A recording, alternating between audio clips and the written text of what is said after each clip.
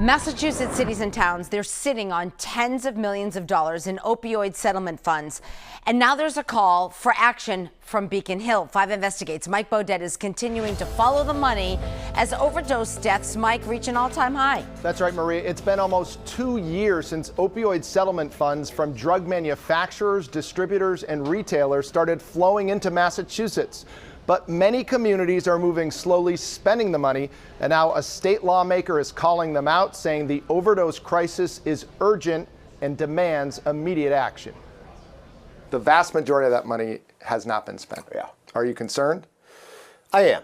State Senator John Velas reacting to a 5 Investigates Northeastern University School of Journalism investigation.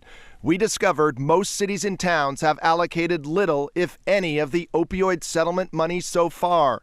Across Massachusetts, cities and towns have received $41 million, but only spent $2 million. Someone is dying as we talk right now, overdosing in this Commonwealth right now. The money needs to get out there. Boston has become the epicenter of the overdose crisis, with 352 opioid-related deaths in 2022, the highest number in the state and the most the city has ever seen. Boston has received more than $10 million in opioid settlement funds so far and will receive at least $1 million a year for the next 15 years. But so far, the city hasn't spent any of the money. Why is it taking so long to actually spend the money? Well, I think it's taking longer than we would necessarily like. Dr. Basola Ojikutu is executive director of the Boston Public Health Commission.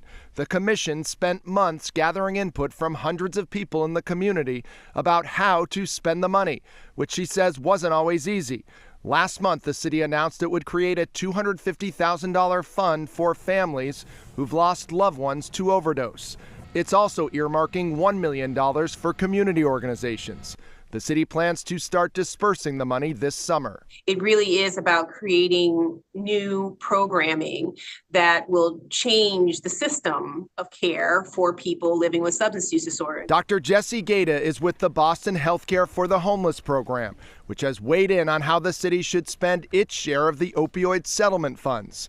One of its top priorities, piloting overdose prevention centers, also known as supervised consumption sites. In order to prevent death, you have to be with someone when they are using. But with so much money coming in and reports of questionable spending in other parts of the country, Dr. Gaeta hopes the city stays focused on innovative uses for the money. Is that a concern that this money could be Absolutely. misspent? Yes, I do worry about that. I worry that it just goes to sort of supplant existing programs. The Boston Public Health Commission says community participants did identify overdose prevention centers as one of their priorities.